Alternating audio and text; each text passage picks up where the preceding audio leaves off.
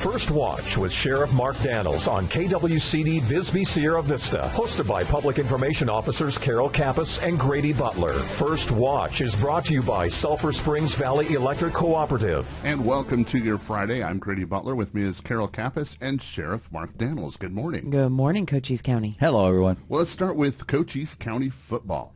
Yeah, actually, ALA, the new high school here, was putting everything together. I got a chance to visit that campus. If you get a chance to drive by that campus here, hopefully on a weekend, it's huge, and they're still building. But long story, I went out there Monday and got a little tour of it. But they were supposed to play last night, their 8-man football first season, and then everything's not ready, so they went to Phoenix. So I didn't call the football game last night. So somebody, I know we announced that. So I actually jumped on with Jeff Davenport and Cool FM. We called the Marine game. Marine Academy, state champions from last year, went 10-0 under Coach Hampton over there. Well, they moved them up in their own league there, and they played the state champion from Heritage, which is out of Mesa Academy, and they're a state champion. And let me tell you, it was a good game, but Heritage taught them a lesson last night. They beat them 44-6, and but let me tell you, just the size that you would think these be two small teams. No, very talented on both sides, very big teams. And it was a good game, and it was packed. They played it over at the new school field over there off Martin Luther King. So good game. Buena starts his season tonight, traveling to Betty Fairfax. I don't see that being a problem for them. I think they're 0-15. They've lost their last 15 games. A lot of trouble with that high school and their football program. But Buena's going to be tough this year. We talked about it last night. I'll say here on this show, too. I'm looking forward to next Friday. They have their home opener against Ironwood Ridge High School out of Tucson, so we're going to be calling that game, Chris and I. So, again, it's going to be exciting. But football's alive here in Cochise County, so if you got nothing to do, you want to go back and enjoy some memories, go to a high school football game somewhere. And I'll say this. Keep an eye on St. David High School. They have the best food. The ladies make the food. I got to throw that out there. I mean, if you're looking somewhere to eat tonight, go to St. David. I don't know if they're playing home tonight or not, but it's amazing the food they have over there. Seriously, it's good. They sell plates, or how does that happen? Yeah, they sell plates, and it's just, Jeff and I talk about it all the time. I mean, it's good. I mean, those ladies put some food together. So if you're looking for something to do tonight, go watch a little 8-man football. St. David's 8-man football. High-speed football, high offense, but enjoy the food, too. And so last week was crazy busy, and it culminated in Saturday when you did Relay for Life. It did, and let me say, I thought this week would be a little more calming, but it's been a busy week, and we're going to talk about that here in a minute. But, yeah, Relay for Life, kicked it off about 1:30 till about 10 o'clock. Long day, but the intent, the cause, and the mission of Relay for Life, I embrace it every year. Jeff Davenport and I did that one, too, and it's been a busy month for community events. I can say that. And so not well attended. I got to say that. This was their 29th annual Relay for Life. But, that was the first Relay for Life in the state of Arizona here in Sierra Vista. So there is a tradition and a legacy there. But, again, I enjoy doing it. And, again, for all the people that came out there, thank you for coming out and supporting such a great cause. And also the Sheriff's Assist Team had their award ceremony. And go ahead and remind us what the Sheriff's Assist Team is, and then we'll talk about the ceremony. We have two volunteer components. We have search and rescue and recovery, sadly, and then we have the Sheriff's Assist Team. And they do everything that's non-law enforcement related. And what I mean, like an enforcement component. So they do the crime scene preservation. They'll secure a crime scene for us. They'll help us on bad traffic accidents for traffic flow. They do neighborhood watch. They do pretty much everything. They do community events. They also do veterans escort, over 300 veterans escort. Last year they put in over 10,000 hours, which equates to 5.5 full-time deputies. So they had their award ceremony yesterday. Commander John Black, retired colonel, he does an amazing job when it comes to leading this team, and he's been with me since day one. So great event over at Cochise College. Thanks to President Wallweiler for hosting it for us over there, and thanks to all the community, Sean Phillips, Melanie from the Chamber of Commerce, everybody that came out that supported this event. It's true partnership, and Chris Heiser from Sierra Vista PD and his team, everybody, thank you. And today, we're going to go to a retirement for Teresa De La Torre. She's been with us for over 17 years and, just a true asset for our organization. Yes, and thank you, Teresa, for the years you've put in for us. I mean, I don't think I can think of a time where Teresa wasn't welcoming, wasn't pleasant, wasn't happy. She truly came here to do a job, but also do it with honor. And today we're going to have a little luncheon for her, but I just want to give her a shout out. Teresa, we wish you and your family well. I mean, we're going to miss you, but you'll always be part of our family. And let's give an update on the animal shelter situation. Well, the animal shelter, you've seen that in the news, and it's what's Cochise County going to do with their animal shelter. You know, the challenges I've seen in my 12 years with shelters, we partner and with our cities, and I'm all about regional, all about it. But that's come with some headaches. It's come with some challenges, as we already know, because we put our destiny to another government organization. But we've got through it. We've made shelters better in Cochise County. I'm very proud of my team, and especially our animal control officers, for doing that. And so we're in the process. Douglas has some issues down there in Douglas with the animals, and so now we've been working with them, trying to get there better. But what is the destiny of the Cochise County and the Sheriff's Office and our animal shelter? We don't have one. We own the Wilcox building, but Wilcox City runs it. We lease it to them, loan it to them. So that was discussion. My point is, let's take care of our partnerships. Let's enhance what we have, and then let's look where we go to the future. I do agree we need something over in Sierra Vista, but you're looking $750,000 to $1 million a year to maintain that. It's a lot of money, and everybody's like, "Well, that's easy." And I'm an animal lover. If you take that money away, and then at the end of the year, we're trying to get more competitive raises for our people, it's not there. So what do? I mean, it's tough, and you got to prioritize. I keep saying that since day one, just like I do in the Sheriff's Department. You got to prioritize your budget. What are the priorities? It's got to be your people, number one. It's got to be your talent, because if you don't have the talent, how do you service the public? And then number two is the programs within. So it's a lot of work, a lot of discussion. We haven't moved the needle a lot. There's a meeting coming up first part of September to discuss it further again. But trust me, I put animals front. It's like 3 categories that in law enforcement we take care of that are priorities: children, animals, and senior citizens. They're all headlines if you don't do it right. So again, we'll keep working on that, but we got to get our partners fixed first, and that is right now the Douglas shelter. It's got some problems. And some other updates people are constantly looking for, the jail updates. Yeah, the jail was asked for me last week. You know, how come we haven't talked about the jail? So where we're at, we just approved it 2-1 at the board this week is, and that's a jail district. So 2 out of 1 members supported that.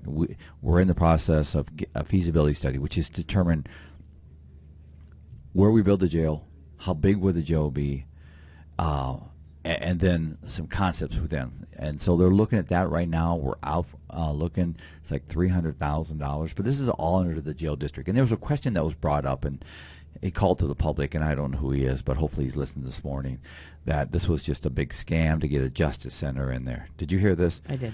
Well, hopefully you're listening. We can't. That's illegal for us to build anything but a jail. I can't go build a justice center, which is really a courtroom. I can't do that. You would think it's hand in hand. So yeah, there is a concept to build on a court, which makes sense because our liabilities and the county's liability comes when you transport. But if they build a court attached to the new jail, it has to come out of general funds. It cannot be under a jail district. So I don't remember his name, when he said that, it was like, where are you getting your facts? Where are you getting your facts? The bottom line is the jail district can only build jail and operations within. It can't build a courthouse. And if you go back and look at that,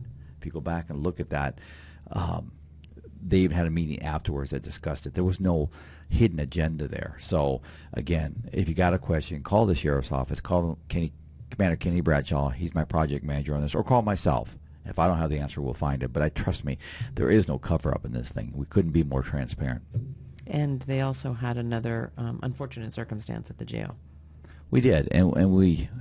Let me just say, I was in Bisbee when this happened.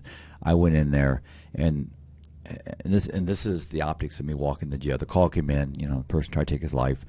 So when I walked in the jail, watching our detention officers, watching the medical staff at the jail, doing everything they could to save his life. I mean, the passion, the dedication, and just the effort. And then you look at the mental trauma from my staff having to go through that. And then I read on Facebook people, making comments, cover up. Wow, stop it. Just stop it.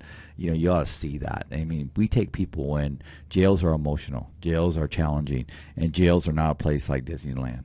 I mean, the checks were made. Everything was done by our protocols. But, wow, what do you do? I mean, seriously. And and everything's cambered, so the cells are unless they're protected custody, where they're special handling.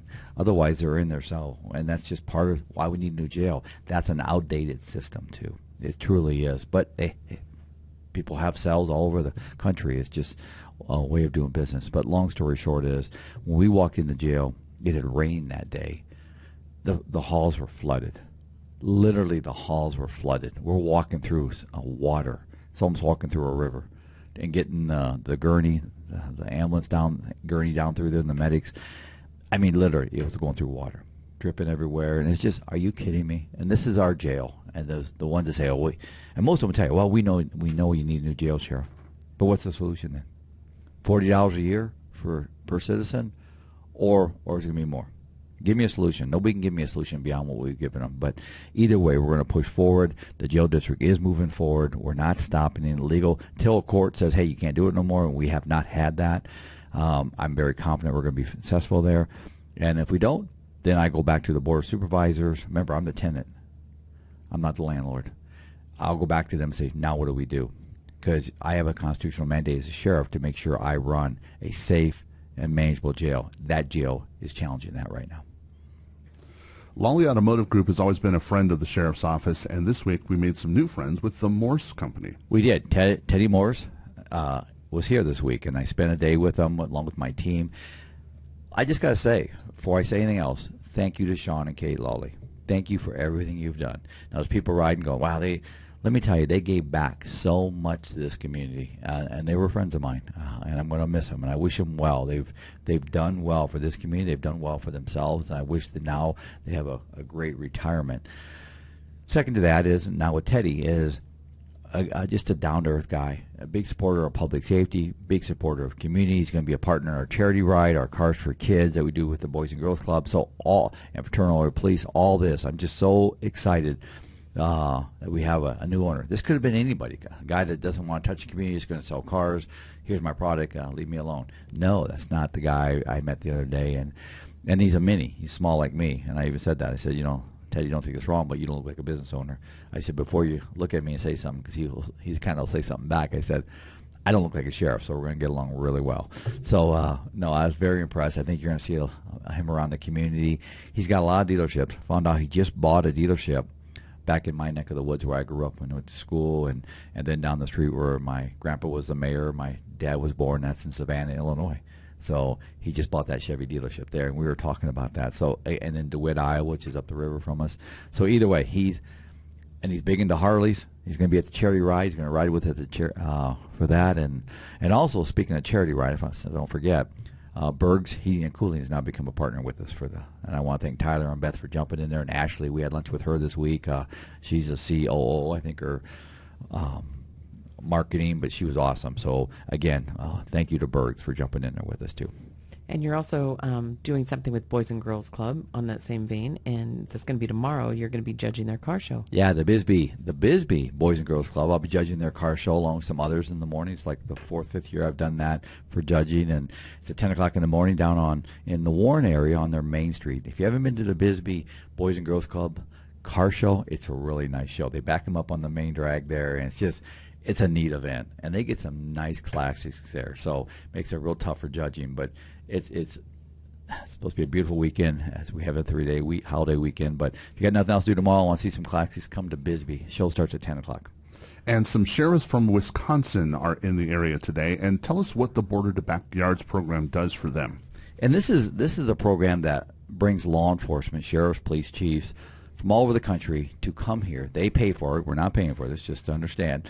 Come from all over the country to come see us, share our reality, just like we have elected officials, just like President Trump, just like Senator Vance, and many others have come here to see our border, see what we're doing, see our innovation on it, see our efforts, and see the challenges, of course. And so the Sheriff Everson, who's part of the National Sheriff Association Executive Board, some police chiefs, they come in today. They'll be riding tonight, out tomorrow with us again. I'll meet with them tomorrow, but maybe hopefully tonight. And just, we love it. We do, because it gives us an opportunity. So when they go back to their communities and they're seeing fentanyl, they're seeing overdose from this poison, or they're having border-related crimes, they can respect because they have some knowledge of what we're doing here. And plus, it helps us share each other back and forth. They need something, they know they can pick up the phone and call us. And they can see some of the challenges that are facing Cochise County specifically when we have United States citizens coming from all parts to smuggle humans from point A to point B. And we've had a couple of those in the past 2 days. We've had a lot, but in the past couple of days to highlight here. So starting with the ones from Las Vegas that we had.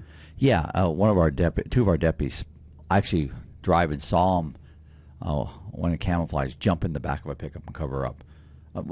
Based on what we know what that is. I mean, it doesn't take a rocket scientist to figure that out. Deputy spin on, hit the lights, the vehicle kept going, finally pulled over. The person in the back jumps out and runs in the desert.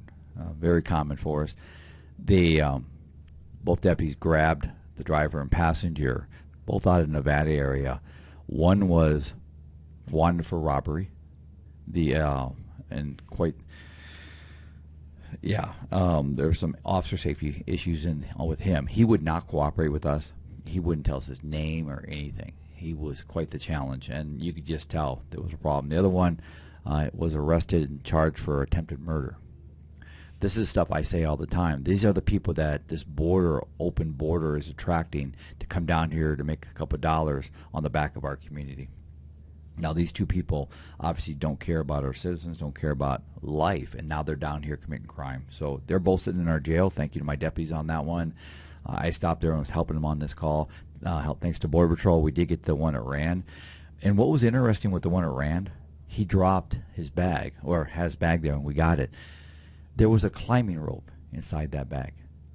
A climbing rope. Now, that's the first I've ever seen a climbing rope. But what that tells me is he's not just somebody that's being smuggled across the border. He is more than that. Usually your scouts, your labor within the cartels have those resources. So I think he was more than that. Somebody goes, why would he be up here getting picked up? Well, they probably have a benefits plan. He probably gets a week in the United States, a vacation, going to take it to the, I don't know. I'm just guessing there.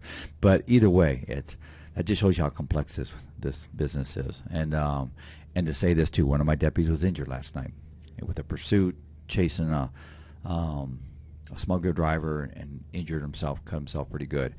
And so it's just frustrating to me. And I know there's an editorial in the Herald this week about an unwitting endorsement by Sheriff Daniels. I will just say that was insulting. I think it was very insulting. The fact is, we'll listen to anybody, and the Herald knows my stance on that. I don't care if it's President Obama, President Clinton. We've invited Vice President Harris to come down here. We had RFK Kennedy. We've had so many dignitaries over the last probably 8 years where we really made an impact on this border, and to come out and say that, I thought was just unwarranted, to say the least. And if you got any questions what I'm doing when it comes to endorsement, call me. And I get their message, but wow, I just, whether you like him or not, the bottom line is, he's a former president. He's a nominee to be president. And if you saw the streets of thousands of people, there were people that were impacted by his visit that enjoyed it. And there were people that didn't. I get that too. But the bottom line is to do an article like that. So the mayor, myself, all of your mayors around the county, your dignitaries, your state officials, all these people that spent time to go part of this, I guess that's an unwitting endorsement too. So. All right. Well, we had something kind of odd that we actually hit kind of TMZ this week, where someone was arrested that is a comedian, but it wasn't what it seemed. No, and shame on entertainment. The politics and entertainment seem to really blur our vision. And Carol, I know I got called on this yesterday, but you have the best insight on this. You want to tell us what happened on this? So there was a situation, our Special Weapons and Tactics team, our SWAT team for the Sheriff's Office, they do trainings regularly, which is the only way to be proactive and make sure maintain proficiency and keep everything running like it should when they do have to go on calls. So when they're doing their training, they look for locations, whether it's warehouses, barns, farms, houses, and so they use their resources to try to determine the best location to do this training. In this particular situation, they identified residents in Bisbee, but the places that they use are unoccupied. If they need role players, they typically get family members, they get other departments, they have different people in place to do that. In this case, they had a house in Bisbee that they were able to use. They made the appropriate arrangements with the homeowner, and he was not home when they started their training. And at the last scenario of the day's training, he came back with his wife and a whole bunch of people. He asked if he could be a role player. He was granted permission for that. And then what he did, though, is he filmed it, and then he uploaded it to his Instagram account. And so it just went viral from there because it made it appear as if his name is Doug Stanhope. He's a comedian, and he has a following. I don't think he's funny what he did. No, he has a following, and people thought that he was being arrested, and that that the swarm of law enforcement were doing a takedown. And the comments that he was generating on this Instagram account were not very flattering to the sheriff's office specifically, or to law enforcement. And so it ended there. It just ended. So people thought that we had arrested him, that we had booked him. They wanted to know what the charges were. They wanted to know where he was being held. Just the whole gamut of that. Come to find out, it was not real. We knew it was not real. There's some issues that we have addressed already, but with him, he then submitted his apology through his same account. And it wasn't an apology. It was just an explanation of, hey, this is what happened. But as he went further into it, on his, I guess he has some kind of other media outreach. I'm not going to even go into that. He indicated the day before that, being unflattering to the sheriff's office, flat out unflattering to the sheriff's office, and lewd, saying this was supposed to happen, nobody got back to him, and he was going to utilize this to film it and then go radio silent for a week or two, and then that would draw more interest, and then he'd be able to sell his new book and whatever else. So in essence, using the sheriff's office for his own whatever means, and it just put us in a bad light, and it put us in a difficult situation. Yeah, considering he offered up his residence to do Correct. this, and then asked to be a role player within our SWAT scenarios, and then to turn that around and build entertainment off it, book like you're talking about. But either way, and when I found this out yesterday, I asked you, Carol, and our tactical people, is Nate, we should never film those number two like that. We should never allow that to be civilians to be role players that we don't know like that. And you see where it got us. But then to take it to a national entertainment stage and say some of the unflattering things. Listen, this was something that was misinterpreted by entertainment media, and then to embrace that, and then to turn it back on us like we've done something. But very disappointing, especially for a professional entertainer like that. I mean, it's just not a good business to play. But I want to make sure you hear from us, and if he's willing to sit down and talk to us, we'll definitely do that. But I mean, to say what you said about this office and law enforcement that you're trying to make a gain on, yeah, we'll challenge you every day.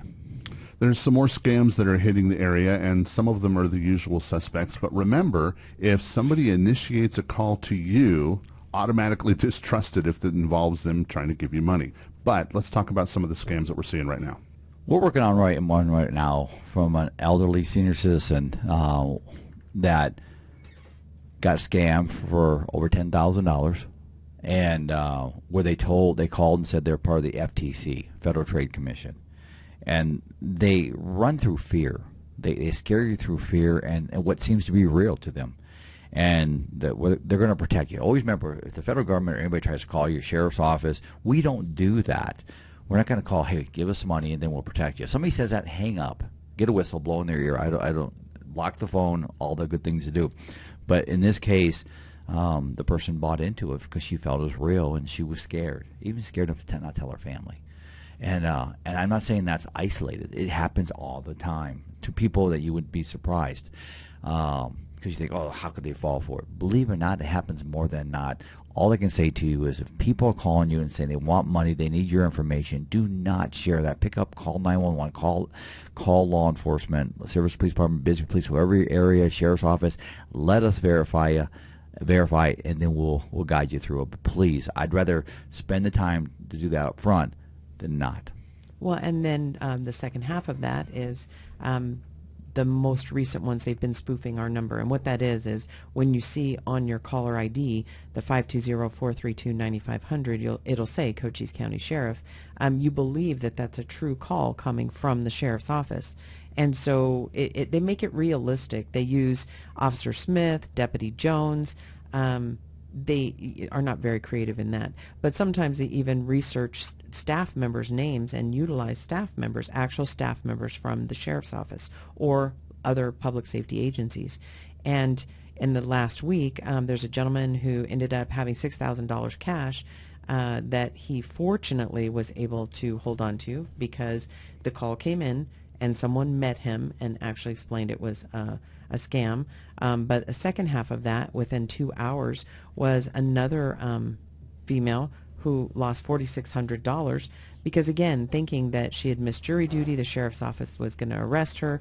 And you're absolutely correct, fear. It's a terrible driving, motivating factor to get people to move. But hang up the phone. We will never call you asking for money. We don't even solicit our own self for the charity ride or anything else by phone calls. We just don't do that. And as the people's sheriff, call us. That's what we're there for. In this case, going back to the over 10,000, they told him, go to Walmart, put this money in a safe and then mail it to us to an address in New York. Well, we did the research. The house, if you pull it up online, it's a normal house in a neighborhood. Well, the individual that used to live there was 76 years old, moved out of the house. The house is vacant. So they're just using false addresses. And what they do is they use that tracking number. So when they know when the package is coming, they sit there and wait. And then they pull up, they grab it, and gone. And the house is just a stage for them. So again, let us check that out for you. Now in this case, I call it a miracle more than not, is the money got stopped.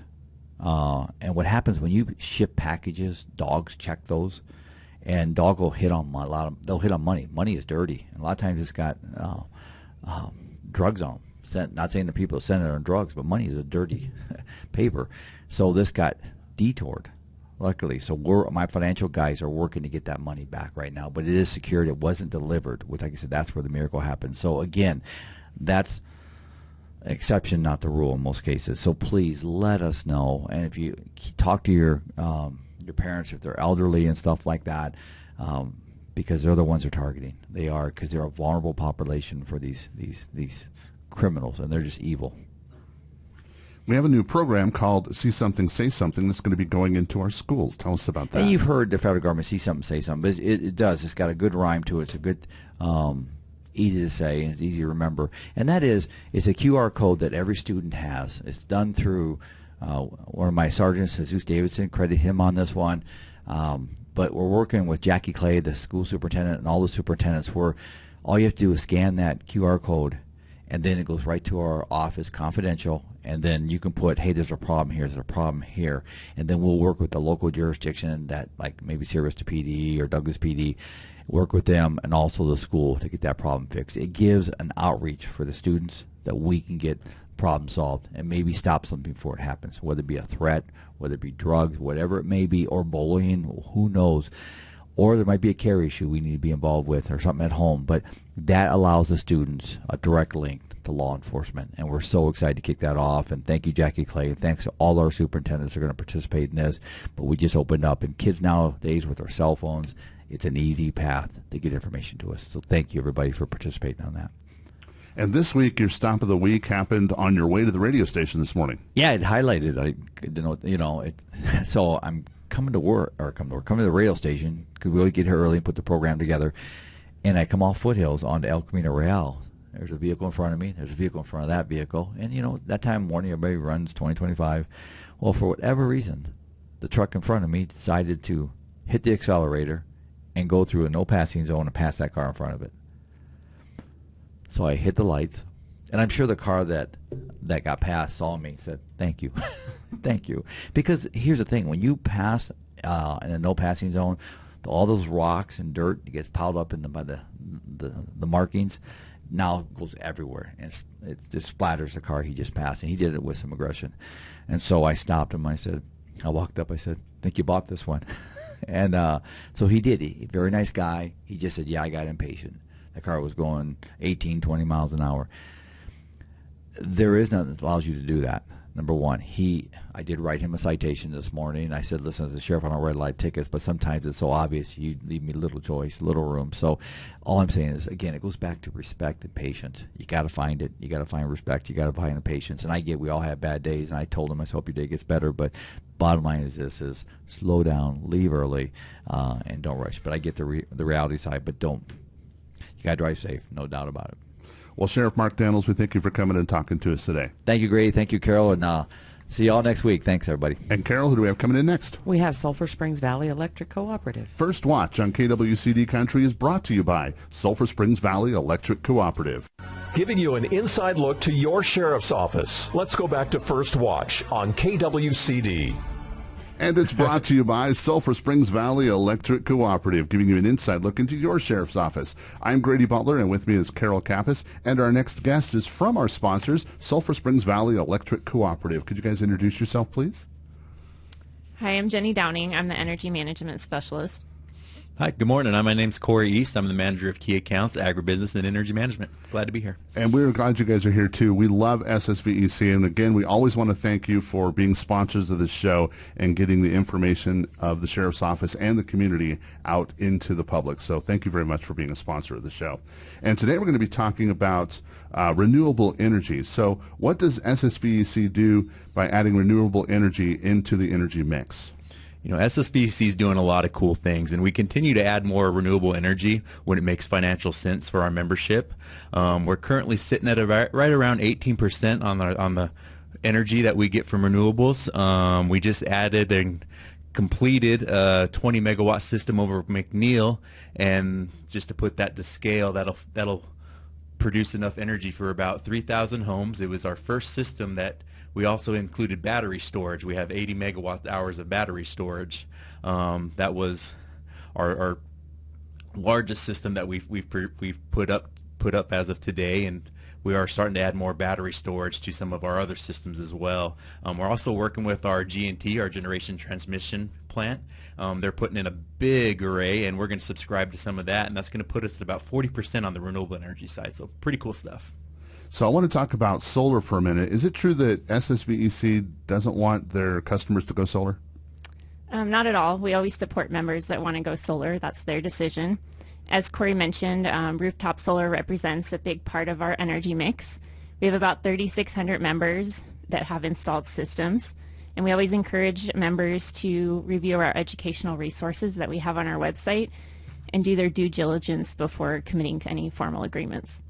And I know that you guys love your members, so what's in the best interest of members when it comes to solar? You know, we really want to be your energy partner. You know, our goal is to equip our members with as much educational resources as possible so that they can make the best decision for themselves. You know, we encourage you to speak directly with us to ensure that all your questions are answered accurately. And we understand that there have been a lot of members, you know, taken advantage by bad solar deals. So we just want to help our members by providing as much information as we can so they can make the best decision for themselves. That brings something up. I know door-to-door people that come in and they say they're with SSVEC. Do you guys do that? No, this is a common misrepresentation that's often portrayed by different door-to-door salespeople. To be absolutely clear, SSVEC does not partner with any solar companies or install solar systems. So if you get a knock on your door or a phone call from a solar representative claiming to be with SSVEC, this is not true. We have never partnered to do third-party sales in our service territory. So I've always wondered, if you get solar, are you still going to have a utility bill at your house? Yes, more than likely you're still going to have a utility bill. A member can expect for their solar system to offset the kilowatt hour portion of their bill, but they'll still have their cost of basic service, be charged for any kilowatt hours that SSVEC has to send their home when their system isn't producing enough power for the home's needs, and that's typically nighttime usage, early morning usage, or this time of the year during monsoon. We have a lot of cloudy days, so they'll still be getting power from SSVEC, and also any taxes and fees on their bill. Our meters will record any excess solar kilowatt hours their systems produce, and those are the credits that they will see on their bill. So what advice does SSVEC give to their members who are looking for a solar contractor? Most important thing is to do your research. We can't stress that enough. We are not able to provide a list of contractors, so we always recommend that members check out Better Business Bureau, Register of Contractors, read reviews, and talk to different people that have had solar to see if they were happy with it. We also recommend getting multiple quotes. Treat it like buying a car. It's a big purchase. Let contractors know you're interested, but wait to sign anything until you've gotten all your quotes and done all your research. So what can you expect from your solar once you've installed it into your home or work? Hopefully our members could expect to enjoy some lower energy bills, but there are a couple of things that they still need to know. They need to have a way to monitor their system's output, because what we see on our bills or on our side is only the excess. So that the excess energy is what their home couldn't use the moment those kilowatt hours are produced, and that's what's credited on the bill. So they need to have a way to monitor their monthly output, so that way they could see whether or not the system is producing as designed. Also, they also need to remember that weather and time of year plays a big role in our system's solar production. So hopefully they don't get discouraged or surprised if production slows down during monsoon season or winter. It happens to us, and we see it on our systems as well. And where can people learn more about getting solar, and do you guys offer any kind of assistance with that? We encourage all our members to visit ssvec.org. We have a renewable energy page. We have all kinds of information on there, such as interconnection requirements, our application process and different forms. Also some reading information about how solar works, facts and questions, rate information. A cool tool that we have is our solar assessment. You enter a little bit of information about your home and your yearly electric bills. The assessment tool then will provide you with a lot of information. It can recommend a system size, give you a national cost, and when you can see a return on your investment. We also have information on solar incentives and more.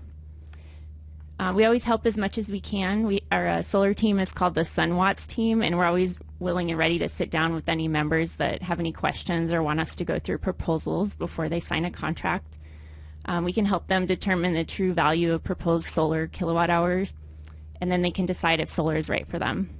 We understand that some members install solar for different reasons. And is it true that SSVEC offers energy audits to all their members, residential and commercial?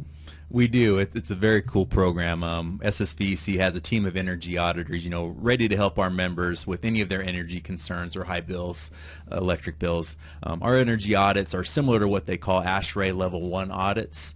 They start with a deep dive into the member's energy consumption, and we'll try to find, red flags or changes in the member's load, and that usually lets us know if the member has added equipment to their home or business, or maybe there's a piece of equipment that is no longer as efficient as it once was.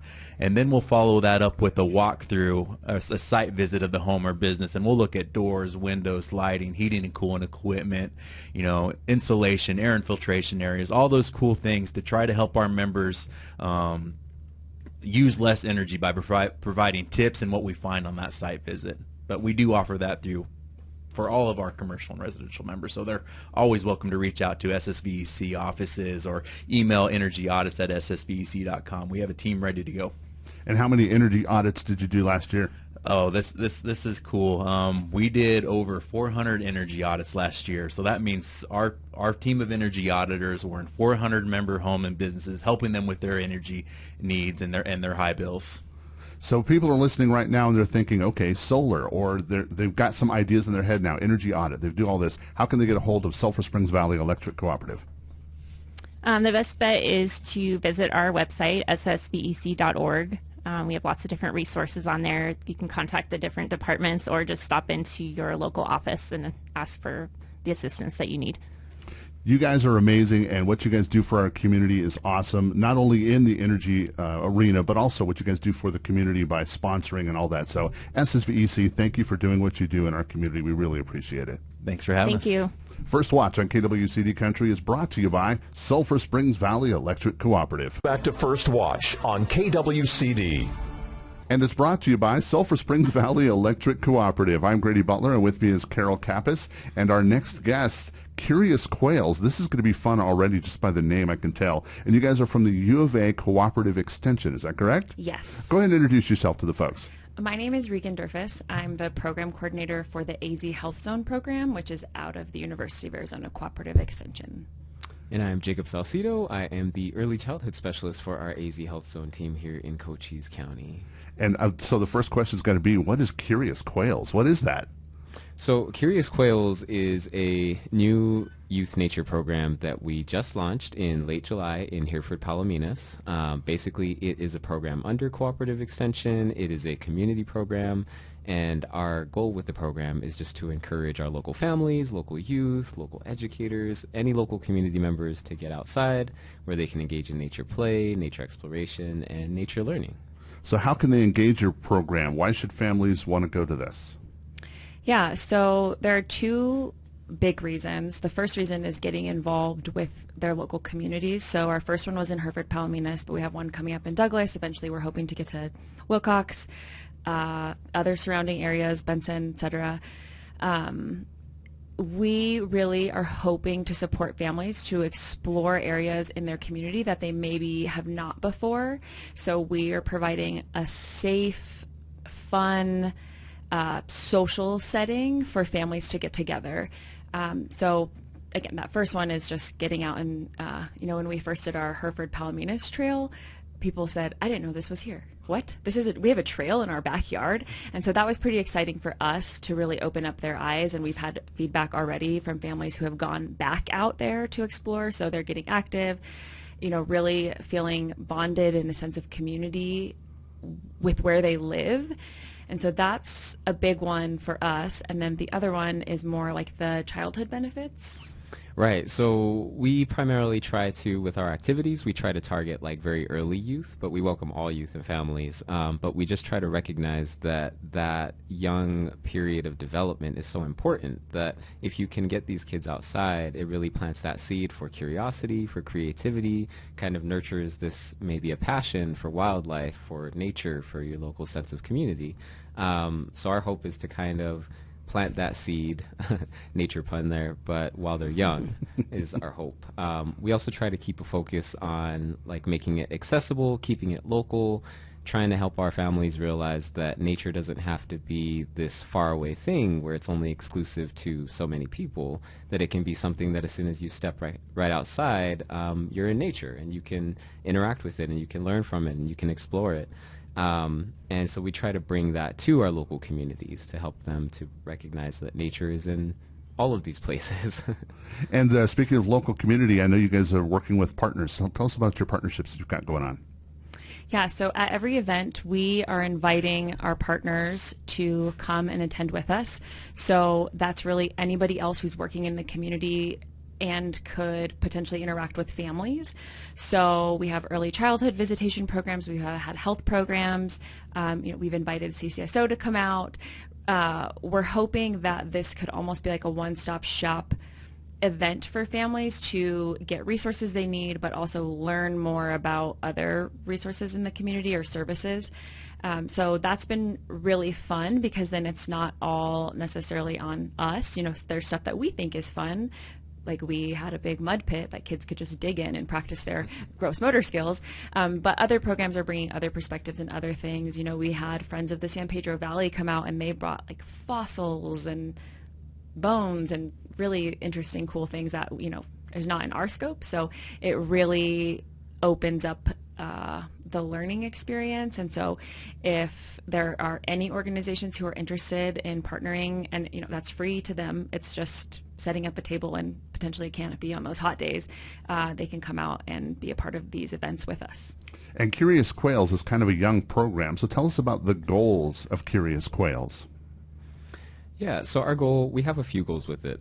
Really, our primary goal is just to engage our local communities, like we said, to get outdoors where they can experience all these different benefits, take away. There's social benefits, community benefits, physical benefits when they're out in, playing and moving around. There's cognitive benefits, mental benefits. Nature can be regulating. It can be soothing for kids and adults. But we do have a few goals. Do you want to? Yeah. Another one of our goals is to get families' feedback on what is needed to get outside. So we do a little bit of surveying and assessment with families to better understand what would be a barrier for them to engage in outdoor activities. And, you know, as an example, one that came up was our current entrance that we're using for this trail has a metal thing that you have to get through, which is not accessible if you have a wheelchair or a stroller. It's not something that people could do on their own. They would need help. And so we have taken that information and are, you know, relaying that back to partners, whether that's like the city or the county or other organizations that kind of have control to open or close gates to make that more accessible. So really getting that young family perspective on these areas that are, you know, typically are not being assessed by families. And so it's given us a lot of perspective on shade, on potties, because 2-year-olds don't care like where they are, understand when they have to go to the bathroom. And again, just like, is this something that I could even do? So we definitely have that piece, which is improving the environment and the system of even accessing something so that it is truly accessible for everybody. And then our final goal would be to have this program grow. And so we've already had another community resource who came to our first event, which had over 70 people. We were very excited about that. They asked if we could do an event up at like Ramsey Canyon or something like that. And so that is a little bit out of our plan, but what we let them know is that if they wanted to take Curious Quails and sort of have their like Ramsey Canyon club, they could do that. So we have a guidebook, we have resources, we have this set up so that another organization could take this and apply it in their community. And so that's sort of what we hope to see happen, because, you know, we can only do so much and reach so many places. And, you know, the feedback from families has already been, can we do this every month? And our organization is going to be rotating communities, like popping through Douglas, Wilcox, Sierra Vista.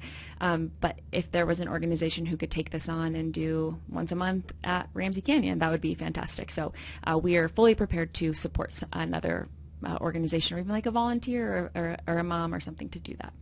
So now there are people that are excited about your program. They're listening and they want to be a partner, or they're listening and they want to get their family involved. Mm-hmm. How do they contact Curious Quails?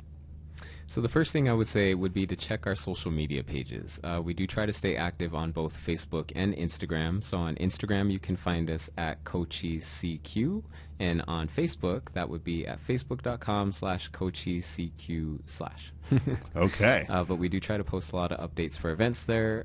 Also, if there are community partners interested in reaching out to us, they can always visit our Cooperative Extension office on the U of A South Campus here in Sierra Vista. So, yeah, we also, because we're under the University of Arizona, our Cochise County Cooperative Extension Facebook, we kind of cross-share things, so that's always a place that people could find information as well.